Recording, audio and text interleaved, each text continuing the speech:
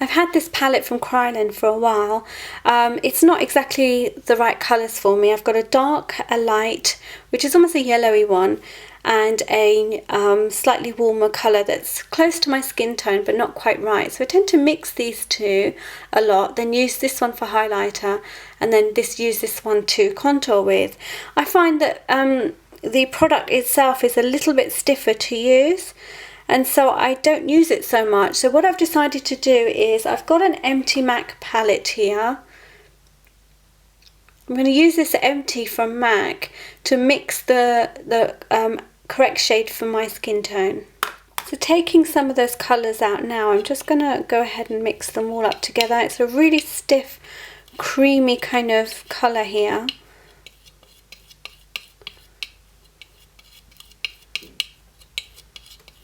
See, it's not easy to mix, but as you sort of work the product, it does get a lot looser and softer to work with. And because it's a mixture of nice warm tones and cool tones, I can already see that this is going to be pretty good.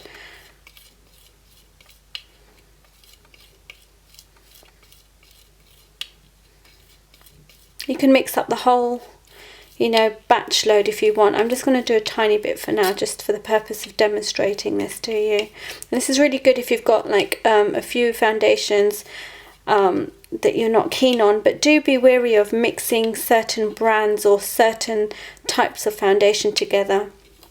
Some work really well mixed and some don't.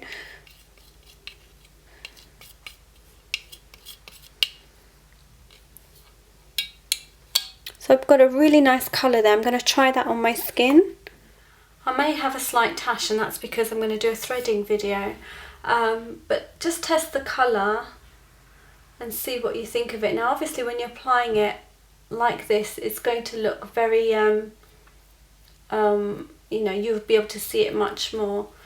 But I just want to get a gauge for how the colour looks on me, and the most important place to test is around the jawline. And I think that's a really good colour. It's looking a little ashier here, lighter around my cheekbones. But as I start to blend, it all starts to look one colour. Now to really test it, I'm going to take some on my finger and just sort of dot it around, and you can see then you only really notice it more around here. But look, that there you can hardly see, and that shows you that it's a really good colour. I could do a little bit better by adding a bit more of the lighter colour and really get that blended in. I also think that the colour that's on the palette that I've mixed will oxidise in time, so it's best to get it a little bit lighter. I'm taking quite a lot now of the lighter colour, and I'm going to mix it in. And these are my original tones now, and you can see that if I put this spatula down there, I've got an in-between colour. This is the main base colour I used, and it's a lot different to all of them. I don't think I used any of this one actually, it's just mainly these. I don't know if the camera's going to pick it up, but it is ever so slightly different, which is going to be perfect for me. So I want to try the colour on me again. I've got it back on that brush.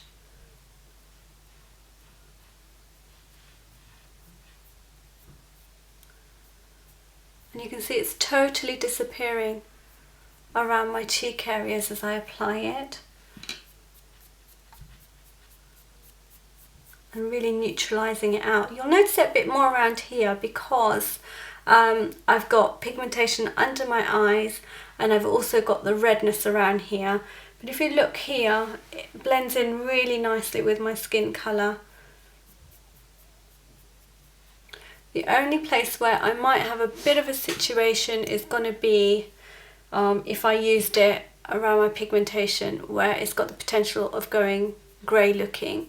But that's a colour correction issue and not a foundation issue. If I used warm everywhere else, I'd look like, you know, I'd look very red. So I'm a lot happier with this colour. I think I can use it a lot more.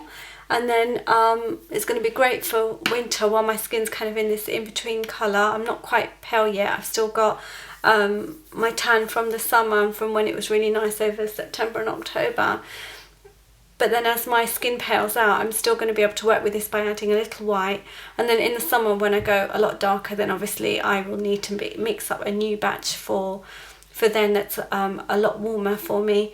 I'm going to now depot that into here. It's been cleaned and sanitized, and it will be ready for me to use for my tutorials.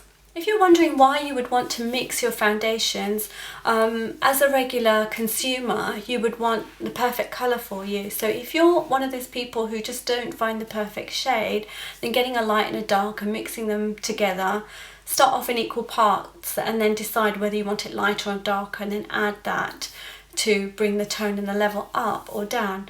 If you're a makeup artist, then obviously it's going to be cost effective if you had just one light colour and one dark colour, and then mix little bits of each into, say, a Japanesque well or the new MAC palette, and you can get different colours within that. There won't be matches to, say, an NW35 from MAC or anything like that, any equivalent. But if you're a makeup artist, you know what you have in your palette and you can work with it better.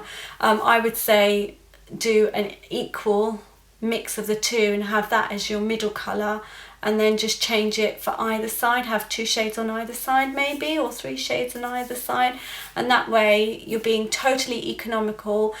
You're not left with, you know, hundreds of cream foundations anywhere, you know, other than your one palette. You don't have to keep looking for things. You don't have to keep testing to see which one is the right one.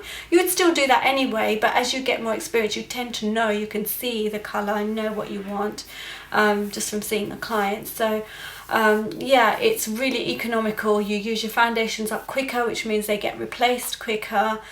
You know, they don't have the tendency to go off. This palette that I'm using is my own personal palette. It's not a pro palette that I'm using. But as you know, I put mine, as you've seen before from my makeup artist kit video, that I use the Japanesque well, and in there I have scraped my foundations into there. Now, if you want a nice new brand new clean finish to your foundation once you've put them into the wells, then you could melt them into a spoon or you know, something equivalent that's sanitized or sterilized, and then pour that into the well and let that cool down.